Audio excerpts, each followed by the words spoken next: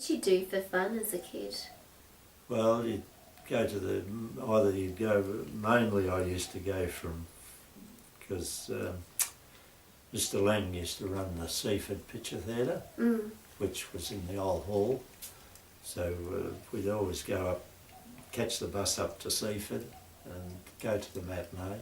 He used to let me go up in the projection box, and the more interesting he was showing the films and watching them. Then we'd walk from Seaford back to Frankston to save sixpence or something. Then we used to go to the Frankston Picture Theatre. A friend was the manager, so I used to go with him twice a week into the city to all the film exchanges. We used to do all the films for Dramana and Portsea and take them into the film exchange and then bring all the new stuff back to be shown. So I was always interested. Lois Wells, she used to live up in Dandenong Road East. She used to work at Paramount and to repair a lot of the films, and she used to bring me home short clips of some of the films at the time. I've still got one actually. It's Mr. Bug Goes to Town. A bit of the clip of that film. Yeah. How much land did your family own back in the day? Well, originally the land they bought off, the original grant was in Dandenong Road by, I've forgotten now, up to Cricklewood and across to Erskine. No, all the streets were named after the Petrie family. So that was the first land grants, and then the father was, I think, born at Hastings, and his father ran the general store there opposite the pier, and then they shifted up to Frankston. What did he sell at the general store? Oh, they ran, he had a jinker, and they used to do deliveries just of, whatever. Anything, I think. Yeah. Would it be like, general goods like tea and sort of? Oh, they'd probably, because they had a bicycle, and Alf Greaves used to work for my father, and he used to deliver the groceries on the bike to the orders. They owned land down where the hotels were. I always remember, I think it was the Wizard of Oz, Dad took us on Mum to the pictures, but halfway through that the fire bell went, and it was McClellan's studio. The garage was on fire next to on Long Island, and all the roof had sort of tea tree. I don't know whether it's still like that now or not, but the roof, to make it look old-fashioned, he had all this wood on the roof, and somehow the wood on the roof had caught on fire, so we had to miss half the film. What was it like being a firefighter back then? Oh, pretty hard.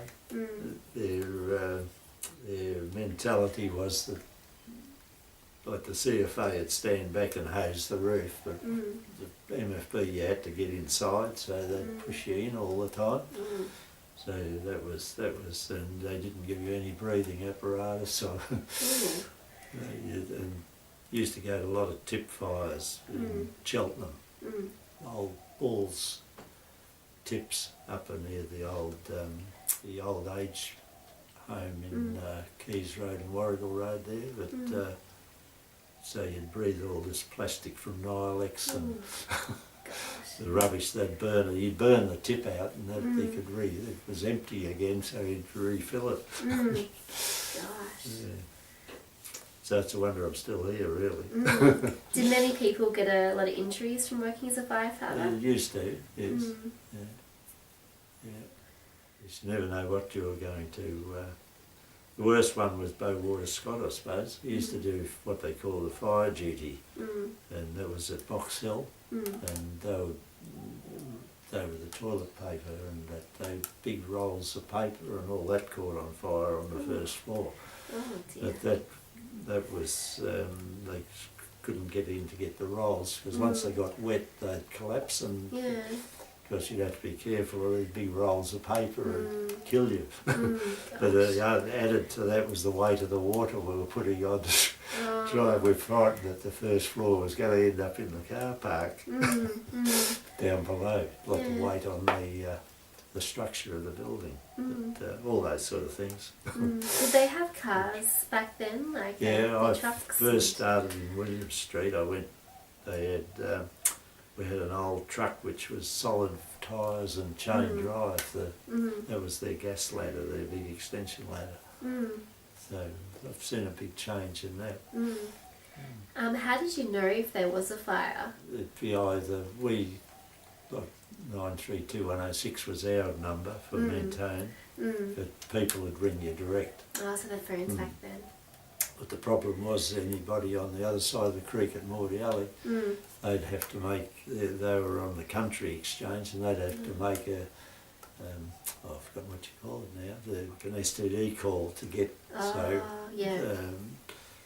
lot of times accidents and things, we'd ring, say, the Peninsula Ambulance had just started up in Frankston and Chelsea, so Mordialloc Bridge was a common place for bad accidents, or around the beach road in Balmoral. So we'd ring Peninsula Ambulance direct, otherwise it'd take an hour for the civil ambulance to come out from the city to pick up the patients. Oh, that's a long way. If you could go back into time, what advice would you tell your younger self? I don't know whether I should say this. Up to you. I'd get a good stockbroker and buy shares on the stock exchange. Well, if only we could do that. Well, you've only got to buy a few, but they're getting dearer all the time. Jim Carr was, he used to be in the theatre group, and they ran a theatre group in Frankston. And my sister used to play the piano, and Jim's father was, I think he was a surgeon, and became a stockbroker later, so I used to ring him up and do a bit of business. We'd never have property, we always had trouble with tenants. So we'd never invest in property. Plus, if you need money on the stock exchange, you can sell your shares tomorrow, whereas you've got property. I've got 6 acres in Langwarren. It's zoned around Glenn's little tip. And I've had it for 40 odd years. I've paid just over $30,000 for it. But it's still zoned for the tip, so I can't sell it, but it's worth over $1 million. Property was taken by the council at Frankston for when Bill Pratt went over and started Safeways. So my mother and father's property was deemed Balmoral Car Park, and they said it wasn't worth of anything, so we didn't get much value out of that. Tell me a bit about Pratt's supermarkets. Did you go there quite often? Yes, I knew Bill Pratt because he used to stay with his grandparents, Pickering's, over on Beach Street next to the creek. And Bill used to come across past McFarlane's down Rossmith Avenue to Clyde Street, past our back gate, when he used to go to work in the city. He used to go by train. And then his father used to renovate houses, and they'd do houses up, and Bill said he never knew where he was going to live from one year to the next, because they shifted a lot. And then his father started up Pratt's on Young Street, and Bill went over to America and then saw how Safeways worked, and came back and started up Safeways. Never looked back.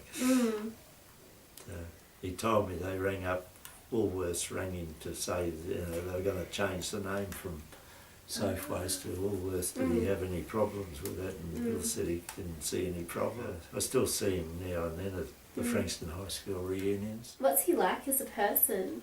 Leith and Bill, they were brothers. They were quite good. Yeah. Yeah, we all used to go to the mechanics hall. The school, state school and the Catholic school used to run a concert at the mechanics hall. Yeah.